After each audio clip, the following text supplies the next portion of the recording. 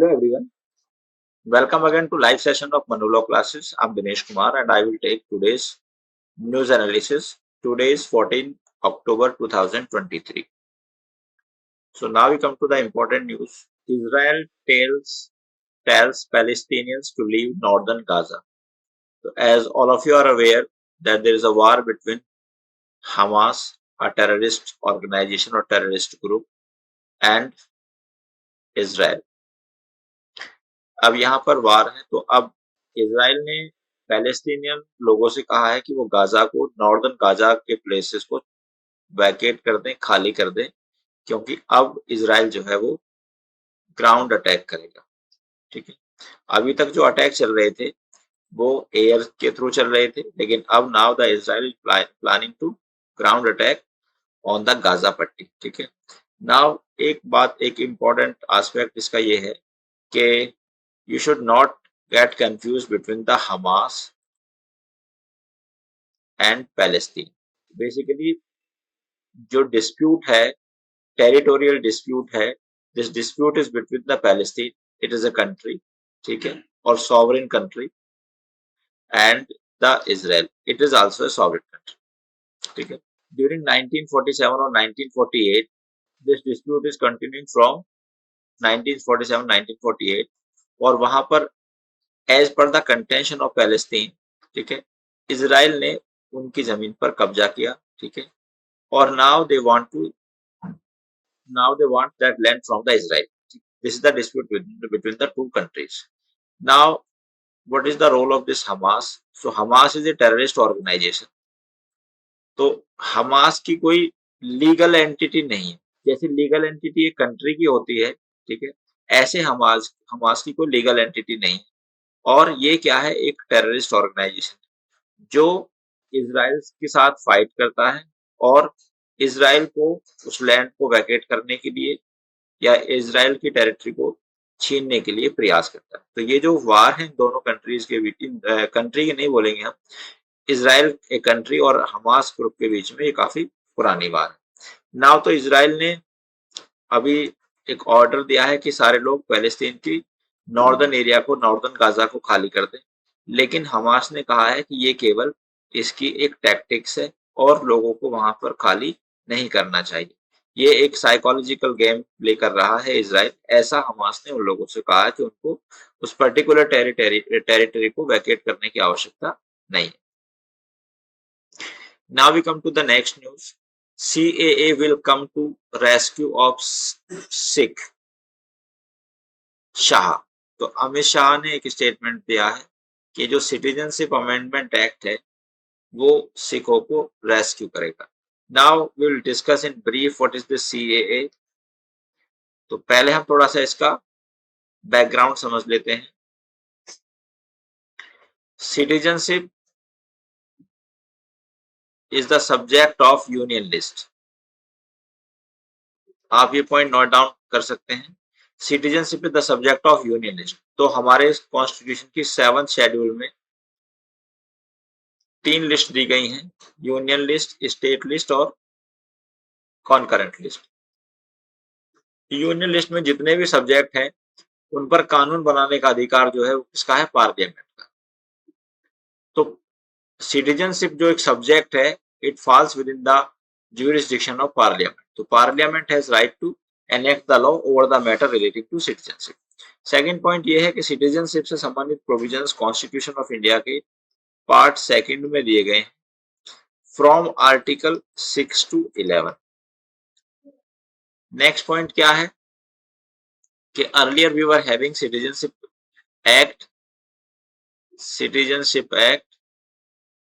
1955, लेकिन अभी फिर क्या हुआ कि सिटीजनशिप अमेंडमेंट एक्ट हुआ 2019 का। तो जो सिटीजनशिप एक्ट था 1955 को, इसको सब्सिक्वेंटली अमेंड किया गया सिटीजनशिप अमेंडमेंट एक्ट 2019 के द्वारा। अब ये क्या कहता है कि इसमें प्रोविजंस ये हैं कि जो 3 कंट्री के जो हिंदू हैं और वो वहां पर माइनॉरिटी में, कौन कौन सी कंट्री हैं? Pakistan, Afghanistan, and Bangladesh. Citizenship amendment act ये प्रोविजन बनाता है कि अगर कोई पर्सन हिंदू है या हिंदू फैमिलीज हैं, वो इन तीन कंट्रीज में रहते हैं and they are minor there और they are in minority there, और उनके खिलाफ कुछ गलत होता है, and if they want to come to India then the government of India will provide them the citizenship of India. अच्छा, इंडिया में केवल सिंगल सिटीजनशिप अलाउड है। What is this single citizenship? Single citizenship का मतलब होता है कि अगर किसी पर्सन ने, जो कि ऑलरेडी सिटीजन ऑफ इंडिया है, वॉलेंटरली किसी दूसरे कंट्री की सिटीजनशिप को ले लिया या अडॉप्ट कर लिया या एक्वायर कर लिया, तो क्या होगा उस सिचुएशन में? क्या होगा उस सिचुएशन में? उसकी इंडिया की सिटीजनशिप चली जाएगी। So only being a citizen of India, आप केवल या तो सिटीजन ऑफ इंडिया हो सकते हैं या आप citizen of any other country हो सकते हैं। एक टाइम में आप, ऐसा संभव नहीं है कि आप सिटीजनशिप ऑफ इंडिया भी रखें और किसी दूसरे देश की सिटीजनशिप भी आपके पास हो। It is not allowed. High court reject petition by NewsClick founder official against arrest. ठीक, तो बेसिकली न्यूज क्लिक एक वेबसाइट है, इसके फाउंडर जो हैं इनको अरेस्ट किया गया था अंडर द यूएपीए एक्ट, ठीक है, अनलॉफुल प्रिवेंशन एक्टिविटीज एक्ट। और ग्राउंड ऑफ अरेस्ट क्या थी? ग्राउंड ऑफ अरेस्ट ये थी कि ये चाइना के फेवर में एक नैरेटिव चलाते हैं और जो अदर फॉरेन कंट्रीज हैं उनसे इलीगल फंड एक्सेप्ट करते हैं। ठीक है, नाउ फाउंडर है challenge the action of the police, ठीक है, एज आर्बिट्रेरी और illegal, but honourable high court did not allow his petition, ठीक है, अगेंस्ट अरेस्ट। सो ऑनरेबल हाई कोर्ट ने कहा है कि now first of all let the this investigative agencies do their work. Now we come to next news.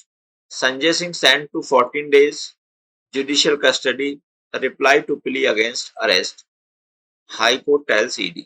अब यहाँ पर बहुत इंपॉर्टेंट एस्पेक्ट ये है और जो हम समझेंगे, what is this judicial custody. ठीक है, कस्टडी क्या होती है सबसे पहले हम ये समझते हैं। कस्टडी का मतलब है किसी पर्सन को अपने पोजेशन में लेना। ठीक है, अब ये कस्टडी, हम केवल लीगल कस्टडी की बात करेंगे। लीगल कस्टडी दो प्रकार की होती है, one is the police custody and other is the judicial custody. Police custody का मतलब ये है कि इसको हम रिमांड भी बोलते हैं। जब किसी पर्सन को अरेस्ट किया जाता है तो वो पर्सन बेल की डिमांड करता है और जो पुलिस या अदर इन्वेस्टिगेटिव एजेंसीज हैं वो रिमांड की या पुलिस कस्टडी की डिमांड करते हैं for the purpose of investigation. So जो रिमांड की मैक्सिमम ड्यूरेशन है किसी भी केस में एट प्रेजेंट लॉ वो 15 डेज है। 15 डेज तक का रिमांड दिया जा सकता है, मतलब पुलिस कस्टडी दी जा सकती है किसी भी पर्सन के अगेंस्ट टू द पुलिस या any other investigative agency. Judicial custody का मतलब ये है, इट मींस जेल या प्रिजन। तो जुडिशियल कस्टडी में पर्सन को जेल या प्रिजन में भेजा जाता है। अब तो यहाँ पर संजय सिंह जी जो हैं, जो लिकर पॉलिसी में करप्शन के मैटर में जिनको अरेस्ट किया है ईडी ने, ठीक है, उनको 14 डेज की जुडिशियल कस्टडी में भेज दिया गया। ठीक है, नाउ हाई कोर्ट ने पूछा है reply to plea against arrest. अब देखिएगा क्या है यहाँ पर, ये बड़ी इंपॉर्टेंट इंफॉर्मेशन है। इसमें क्या मैटर होता है हमारे देश में, adversarial judicial system. Adversarial judicial system, adversarial judicial system का मतलब ये है कि द रोल ऑफ अ जज इज लाइक एन आर्बिट्रेटर। जज का रोल क्या है? एक आर्बिट्रेटर की तरह है। ठीक है, अब जज अपने आप से किसी चीज को प्रिज्यूम नहीं करते और it is the cardinal principle of criminal law कि जब तक किसी पर्सन का guilt beyond reasonable doubt prove नहीं हो जाता तब तक उस पर्सन को हम इनोसेंट मानते हैं। ठीक है, तो यहाँ पर जैसे कि संजय सिंह को अरेस्ट किया गया, संजय सिंह जी को अरेस्ट किया गया, is the member of parliament, इनको अरेस्ट किया गया। तो इन्होंने ये कहा कि इनको गलत तरीके से अरेस्ट किया गया and the ED does not have any proof against him. So now honourable high court has asked ED to provide some proof or some evidences against Mr. Sanjay so that the further proceeding can be initiated. Now we come to next news. Supreme Court dismisses plea seeking ban on screening of children for nursery admission.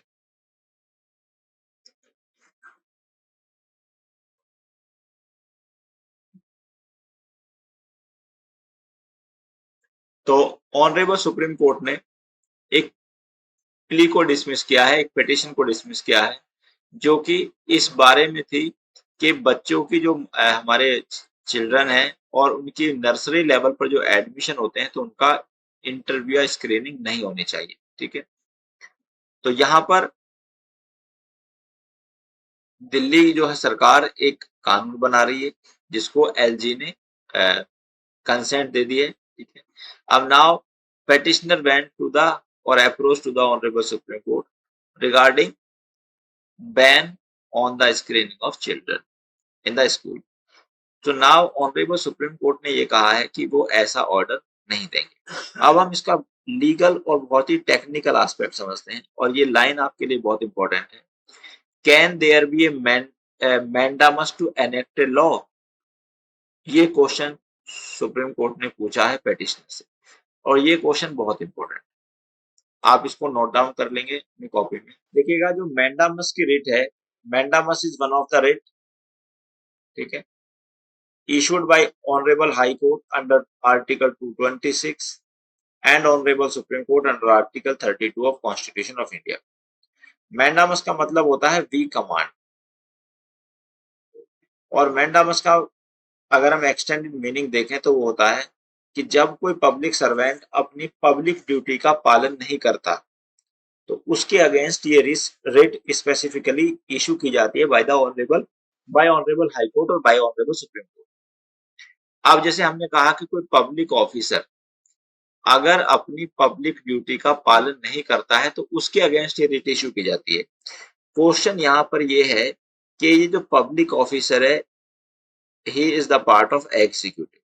सरकार के तीन organ होते हैं, यानी कि state के तीन organ होते हैं, पहला legislature, second executive and third judiciary.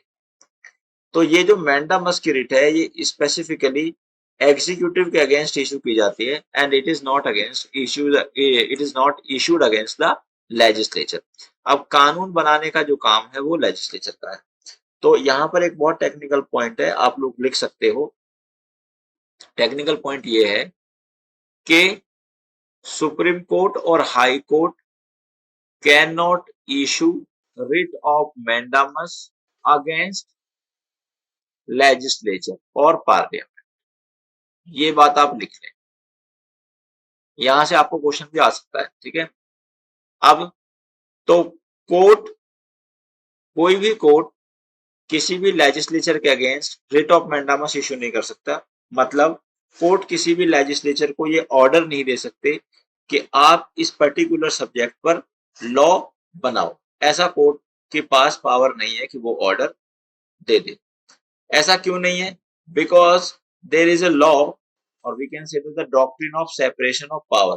Doctrine of separation of power, doctrine of separation of power has been given under article 50 of constitution of India। और आर्टिकल 50 कहता है कि जो सरकार के या स्टेट के तीन ऑर्गन्स हैं, मींस लेजिस्लेचर, एग्जीक्यूटिव और जुडिशरी, इनकी जो पावर है वो सेपरेट रहेगी और एक ऑर्गन किसी दूसरे की पावर में इंटरफेयर नहीं करेगा। तो यहाँ पर जुडिशरी का काम ये है कि ये देखना कि whether any person has violated particular law और नॉट। ठीक है, अब अगर जुडिशरी और लेजिस्लेचर का काम क्या है? कानून बनाना। तो यहाँ पर जुडिशरी लेजिस्लेचर को ये ऑर्डर नहीं दे सकती कि वो किसी पर्टिकुलर कानून पर, पर्टिकुलर सब्जेक्ट पर कानून बनाए। So this is very important information. Now we come to next news.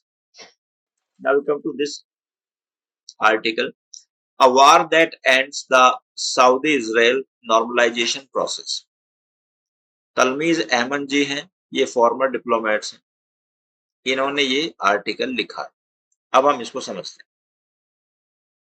देखिएगा कि जो इजराइल कंट्री है, इसके आसपास सारे मुस्लिम कंट्रीज, ठीक है। Suppose this is the Israel, इसके आसपास सारे ये मुस्लिम कंट्रीज, ठीक है। और ये केवल अकेला कंट्री है जिसमें कि यहूदिया जूस लोग रहते हैं, ठीक। नाउ पैलेस्तीन और इजराइल का जो डिस्प्यूट है वो अराउंड 75 ईयर्स ओल्ड है, ठीक है। पुराना डिस्प्यूट है काफी, जिसका अब तक कोई सॉल्यूशन नहीं निकला। और इसमें एक गाजा पट्टी वो भी इन्वॉल्व, जिसका कॉन्सिक्वेंसेस क्या होता है कि आए दिन पैलेस्तीन की और इजराइल की वार होती रहती है, या किसी टेररिस्ट ग्रुप की लाइक हमास की और इजराइल की वार होती है। अब यूएसए ने सऊदी किंग के साथ मिलकर ब्राजील और सऊदी के या अरब कंट्रीज के रिलेशन को इम्प्रूव करने की बात कही कि भाई आप यहाँ पर एक kind of peace agreement sign करो, ठीक है। और जो ये एरिया है इसमें पीस प्रिवेल करनी चाहिए, ठीक है। अब ये प्रोसीजर चल ही रहा था और यूएसए ने इस बात की गारंटी ली कि आप लोग न्यूक्लियर वेपन मत बनाओ, ठीक है। We will provide you the good quality weapon, हम आपको अच्छी क्वालिटी के वेपन प्रोवाइड कराएंगे, लेकिन आपको न्यूक्लियर वेपन बनाने की आवश्यकता नहीं, और आपकी सिक्योरिटी की जो गारंटी है वो भी मेरी है, या इनकी यूएसए ने ऐसा बोला। लेकिन ये प्रोसेस केवल चल ही रहा था। By the time Hamas terrorist group ने इन पर अटैक कर दिया इजराइल, ठीक है। तो इसमें ये कह रहे हैं कि जो उनका नॉर्मलाइजेशन प्रोसेस था वो अब रुक गया है, ठीक है। And we are not aware that what would be the consequences. अभी तक दोनों तरफ से काफी लोग मारे जा चुके। Now this news is very very important. Supreme court raps Maharashtra speaker for disregarding court order. अब ये बहुत इंपॉर्टेंट और बहुत ही टेक्निकल एस्पेक्ट है लॉ का यहाँ पर, जिसको आप बहुत ही ध्यान से सुनेंगे, ठीक है। देखिए जैसे अभी हम डिस्कस कर रहे थे doctrine of separation of power, हम आपके साथ डिस्कस कर रहे थे। Doctrine of separation of power का मतलब है कि स्टेट के तीन ऑर्गन्स हैं, लेजिस्लेचर, एग्जीक्यूटिव और जुडिशियल। और आर्टिकल 50 कहता है कि ये तीनों सेपरेट रहेंगे और कोई एक ऑर्गन किसी दूसरे ऑर्गन के एक्ट में, फंक्शन में इंटरफेयर नहीं करेगा। अगर ऐसा करता है तो वो कॉन्स्टिट्यूशन का वायलेशन माना जाएगा। अभी ये जो न्यूज है disqualification regarding the MLAs of Maharashtra, ये काफी दिन से चली आ रही है और मैं डेली इसको डिस्कस करता हूँ। लेकिन अभी तक हम जो डिस्कस कर रहे थे वो एक डिफरेंट एस्पेक्ट डिस्कस कर रहे थे, and we were discussing the aspect relating to the 10th schedule means the disqualification, ठीक है। अब यहाँ पर एक दूसरा एस्पेक्ट आया। तो जैसा हमने बताया कि मेंबर्स की डिस्क्वालिफिकेशन से संबंधित जो डिसीजन लेने का राइट है वो स्पीकर के पास है, ठीक। अब सुप्रीम कोर्ट का तो ज्यूरिसडिक्शन इस मामले में नहीं है, लेकिन अगर स्पीकर अपने काम को, अपने फंक्शन को, अपनी ड्यूटीज को प्रॉपरली डिस्चार्ज नहीं करता, ठीक है, तो क्वेश्चन ये है क्या ऑनरेबल कोर्ट या ऑनरेबल हाई कोर्ट इंटरफेयर कर सकते हैं? सो आंसर इज यस, ठीक है। बहुत टेक्निकल बात ये है, देखो और कोर्ट ने कहा है, सीजीआई ने कहा है, somebody has to advise the speaker that he cannot defeat the order of Supreme Court like this।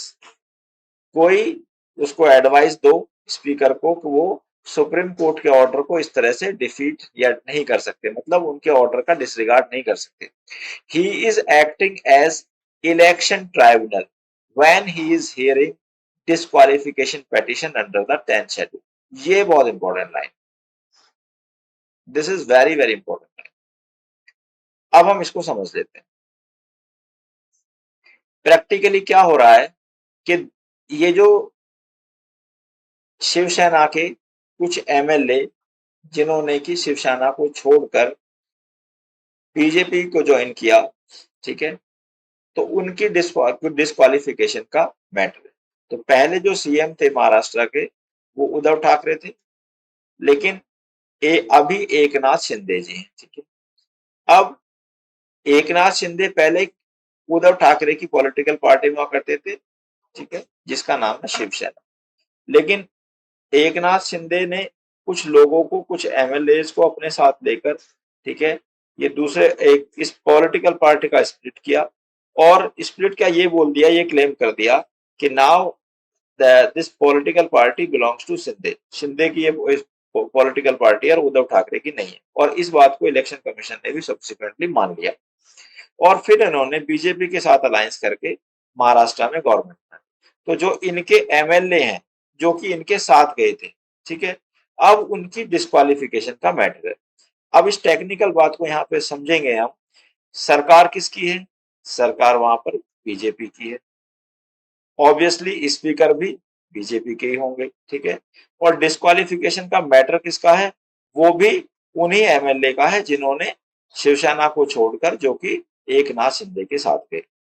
अब यहाँ पर प्रैक्टिकली क्या हो रहा है कि यहाँ पर टेक्निकली और लीगली डिसीजन लेने का जो राइट है वो स्पीकर के पास है। अब अगर डिसीजन स्पीकर नहीं लेता, तो जब तक स्पीकर डिसीजन नहीं लेगा तब तक इनके बारे में कोई डिसीजन नहीं आएगा कि क्या ये डिस्क्वालीफाई होंगे या डिस्क्वालीफाई नहीं होंगे। देर आर ये 34 वो है, ए टोटल ऑफ 56 में एमएलए की डिस्क्वालिफिकेशन का मामला पेंडिंग है, ठीक है। तो अब कोर्ट ने ये कहा है कि जो स्पीकर है वो यहाँ पर इंडिपेंडेंट नहीं है, और स्पीकर अपने डिसीजन लेने के जो ये डिस्क्रिशन है इसको एक इंडेफिनिट पीरियड तक नहीं टाल सकते, या ऐसा नहीं कर सकते वो कि जब तक नेक्स्ट इलेक्शन हो तब तक वो इनकी डिस्क्वालिफिकेशन पर कोई एक्शन ही ना ले, ठीक है। क्योंकि ये क्या होगा, it would amount to fraud upon the constitution, it will go against the misuse और abuse of the power by the concern speaker, ठीक है। तो यहाँ पर ऑनरेबल सुप्रीम कोर्ट ने कहा है कि जो हमारे सॉलिसिटर जनरल हैं तुषार मेहता जी से, कि आप उनको एडवाइज करो, ठीक है, कि वो आप सुप्रीम कोर्ट के ऑर्डर को आप ऐसे डेफर नहीं कर सकते या डिफीट नहीं कर सकते। अब ऐसा क्यों नहीं कर सकते? तो उन्होंने ये कहा है कि जब एक स्पीकर, देखो स्पीकर की जो है वो तीन कैपेसिटी हो गई यहाँ पर। एक जो स्पीकर है उसकी हम तीन कैपेसिटी या तीन पर्सनैलिटी आपके साथ डिस्कस करेंगे। एक तो वो एमएलए हैं, सेकंड वो स्पीकर हैं, और थर्ड जब वो किसी भी एमएलए की डिस्क्वालिफिकेशन से संबंधित पिटीशन पर कार्रवाई करते हैं तब वो ट्राइब्यूनल बन जाते हैं। क्या बन जाते हैं? ट्राइब्यूनल। अब ट्राइब्यूनल क्या है? ये एक जुडिशरी का पार्ट हुआ, ठीक है। अब कोर्ट ने ये ही कहा है, तो court can not interfere in the matter of executive और दिस लेजिस्लेचर, ठीक है। लेकिन supreme court is the highest court.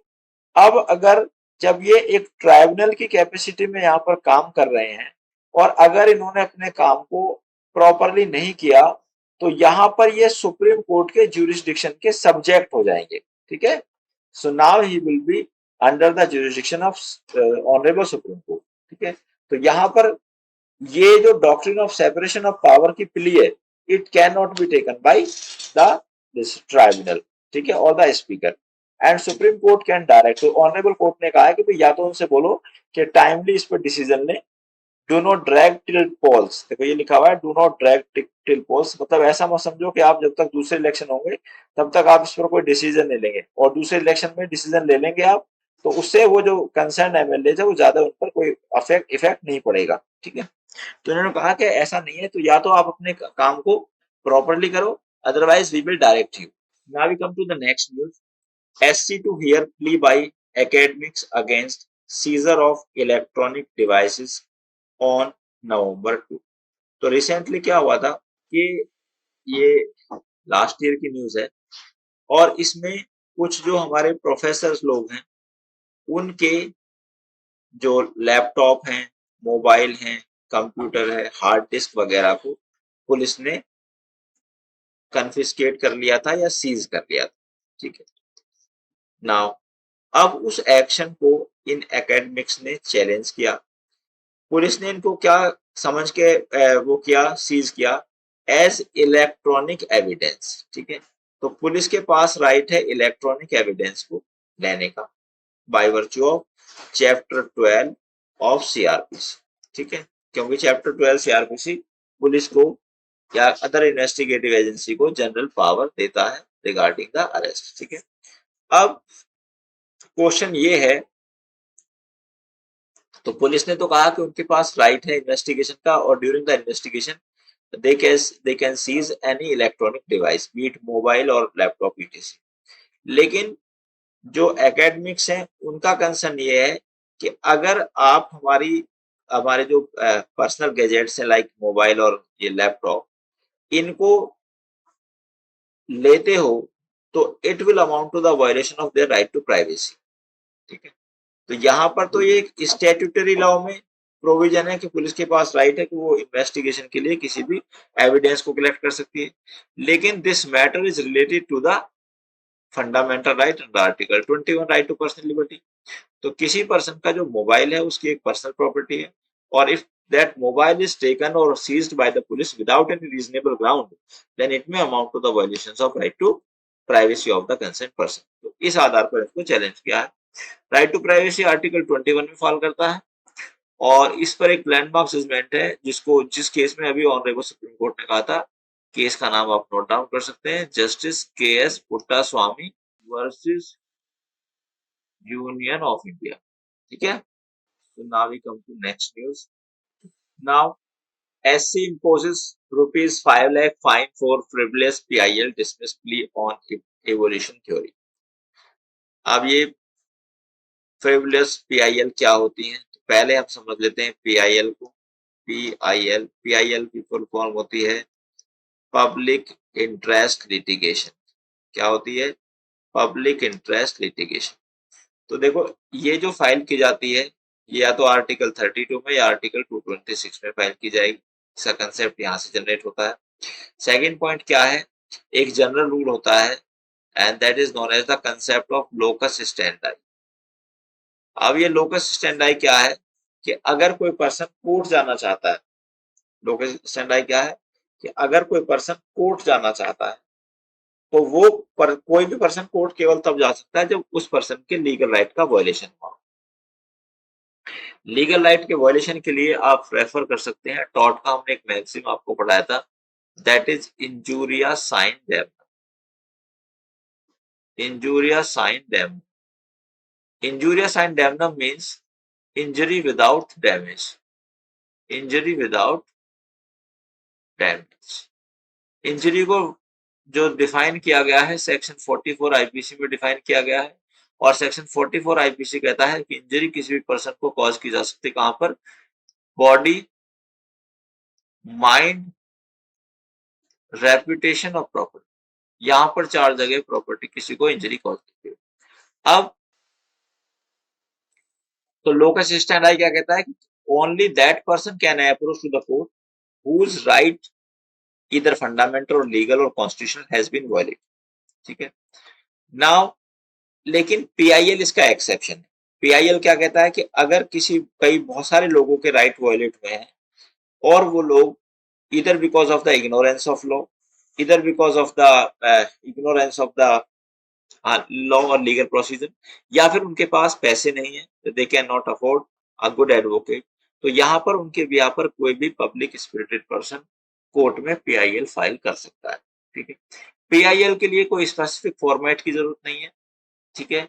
PIL अगर हम एक सिंपल पोस्ट कार्ड पर भी डाल देंगे लिखकर तो वो भी that can also be considered as a PIL by the honourable court.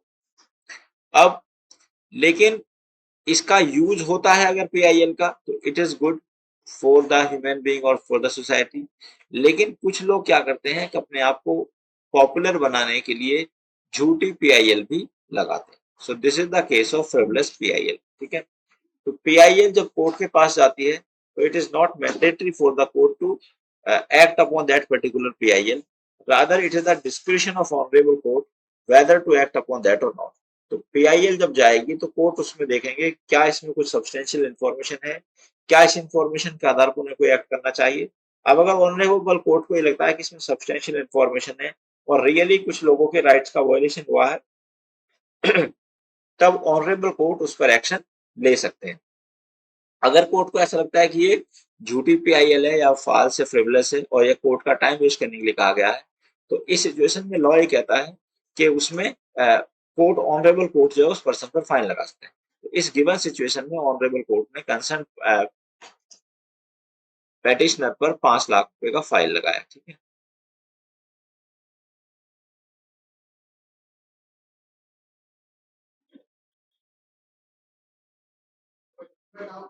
ये हमने आपके साथ डिस्कस किया। Hamas asked Gaza to stay in home, ignore Israel's psychological warfare. तो इसराइल ने उनको ऑर्डर दिया है कि आप ये एरिया को खाली कर दो, लेकिन हमास कह रहा है कि आपको एरिया खाली करने की आवश्यकता नहीं है, बल्कि आप यहीं पर रहो, क्योंकि वो केवल साइकोलॉजिकल वारफेयर या साइकोलॉजिकल गेम आपके साथ खेल रहे हैं। ठीक है, now we come to next. So we have discussed all the important news in today's newspaper.